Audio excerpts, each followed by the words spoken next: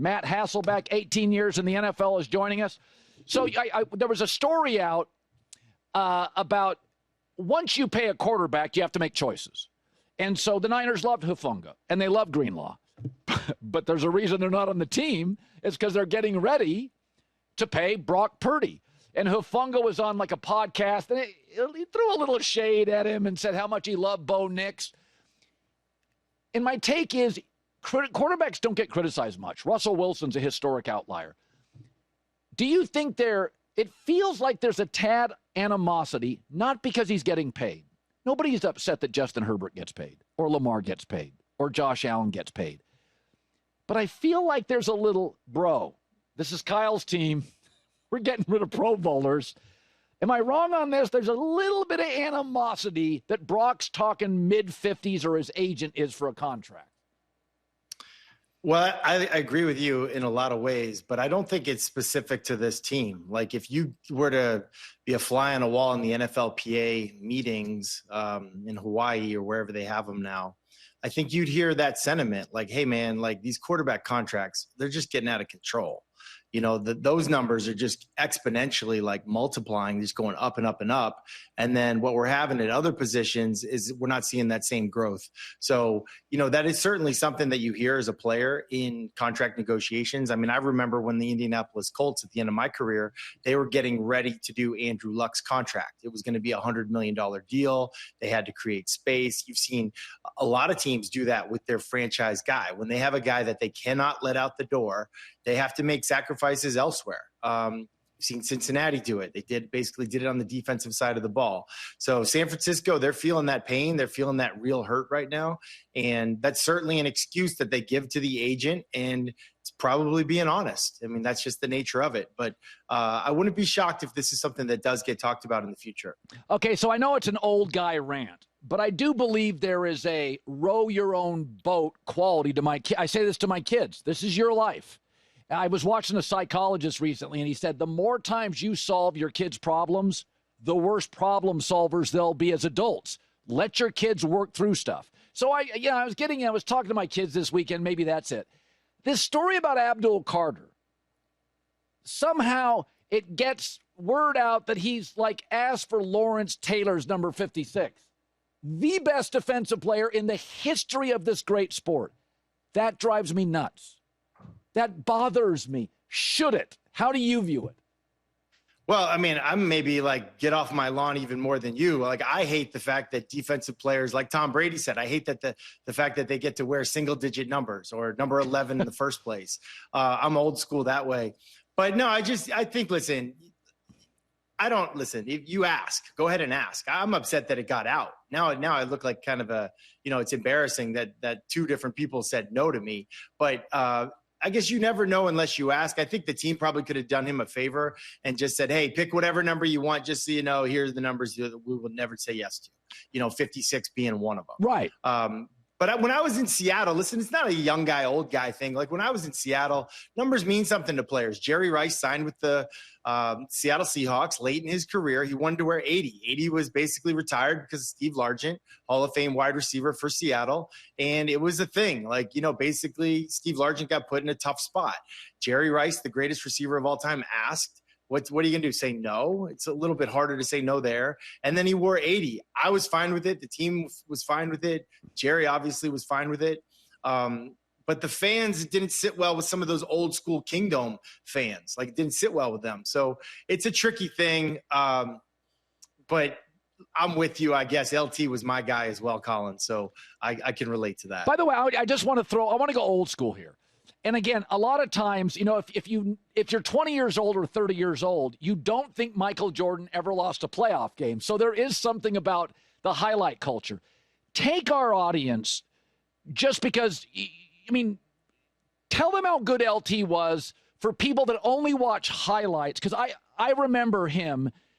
I said when Mike Tyson was in his prime coming up, he intimidated other heavyweight fighters. Like Michael Speaks is like, I'm not interested. I want to go home and have a bowl of pasta. I'm out. How great was Lawrence Taylor? Do you have a Lawrence Taylor story? Yeah, I mean, I got too many. Listen, my dad ended his career on the New York Giants, and Mark Bavaro was the starting tight end, so he'd go with the ones against the scout team defense. My dad was the backup tight end; he'd go with the twos against the starting New York Giants defense. It's Carl Banks on one side, it's Lawrence Taylor on the other. So, like, I got more stories than I'm probably allowed to tell about LT. But he was the kind of guy, I would just say, like, from my perspective, like when the game was on a line, he did whatever he wanted to do. If he was supposed to blitz, maybe he did, maybe he didn't. If he wasn't, maybe he did, maybe he didn't. He had that kind of freedom. I remember one time my dad was on the field goal protection team. They're kicking a game-winning field goal, and LT felt like, no, this is too important. He runs out there and kicks off like one of the wings on field goal protection. He was like, no, I'm blocking for this because we need to win this game. He just had that aura about him. He did whatever he wanted. And I think, like, even now, here we are in 2025, you hear guys like Bill Parcells or you hear Bill Belichick. They talk about the greatest to ever play, a game changer. They're talking about LT. I mean, he was that kind of a difference maker, a unique talent, a unique teammate, and certainly someone that changed pass protection in the NFL the way that they design it. And that's, I mean, I don't know what more you could say about a guy. He was incredible. So let's take Jalen Milroe of the Seahawks. I've been told Seattle would like to use him in the red zone, that he's just a unique athlete and team. He's one of those athletes that you can't prepare for. He's just faster than anybody on your team. But right now, if you don't have a contract with the Seahawks, can I get the playbook? What am I doing? You have a quick camp. What is a quarterback that's new to this league? Where are they in the process now? Well, that's a couple different questions there. Number one, they're in this phase of, like, basically there's all these rules of what you can do with veteran players. You get three phases. Phase one, basically there's no football. It's lifting, it's rehab, it's studying terminology. Phase two, you get into, like, maybe throwing on air. There's no defense, some of that kind of stuff. And then phase three, the end of it, now we're in 7-on-7, 9-on-7, team drills, 11-on-11. But I think uniquely to this situation with Jalen Milroe, what you're going to see is you're going to see a guy that they're going to try to develop as he's the backup. He's going to be developing, and I think that might even include playing on Sundays. So you saw what Kyle Shanahan did. Clint Kubiak came from that system. You saw what Kyle Shanahan did a little bit with Trey Lance before he got hurt. Short yardage, goal line, and low red zone, meaning inside the 10-yard line. There will be a package for Jalen Milroe, who he is as a runner, also who he is as a quarterback, as a thrower. I think they're going to give him a small menu, not a Cheesecake Factory menu, like a very small menu of things to think about and dominate. And what that's going to do is every opponent's going to have to spend a lot of time thinking about it, planning for it. And it's time that they won't be spending game planning for Sam Darnold and the rest of the guys. I got to ask you, whatever Aaron Rodgers is going to do. So how long, if he goes to Pittsburgh and it's a totally new Arthur Smith system, how long would it take you or an Aaron Rodgers to go in, and it's almost like moving to a new city and driving to your new job where you don't have to think about it. It's rote. You've memorized it. Everything's quick. What is the time that Aaron, the latest he could show up and you'd feel like, listen, it's all working, the timing, the audible system. What's the timeline on that? The latest Aaron could go to, say, the Steelers. Well, I'll tell you right now, I just mentioned the three phases. For a veteran quarterback, phase one feels like a waste of your time. Like it sort of does. It's just lifting. Hey, I could lift with my guy where I like to lift. Like that's just kind of the mindset. There's no football there anyway. Phase two, again, like you're throwing to guys on air, not that important. Phase three, I think, is really important. So for the Pittsburgh Steelers, I believe that's May 27th. May 27th is the start of phase three.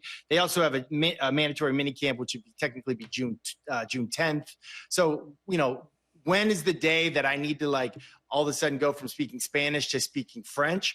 It's not really till week one of the NFL season because of who you are. You're Aaron Rodgers. You'll figure it out. You can speak enough to get by. But to me, I think I would circle that May 27th date as a date that, like, it would really be detrimental to be starting to missing time at that point. Right now, phase one, phase two, I think some guys that have played a long time, and understandably so, it's a little bit of take it or leave it. By the way, every time we talk to you, you're in a cool, different place. That's a snazzy looking room. Is that a hotel somewhere? No, I'm actually at my parents' house. So that's actually one of my dad's paintings, but this is my mom's. I guess my mom's upstairs. So I am everywhere. I feel like I'm always missing you, though. You're on the road as well. Your dad was a painter, right? Yeah, he was an artist. Inspired by the sunsets in Colorado. He played in Colorado, out in Boulder. So a lot of color, a lot of mountains, a lot of that stuff. Ah, beautiful. Matt Hasselbeck, as always, good seeing you, buddy. Awesome. Thanks, Colin. You bet.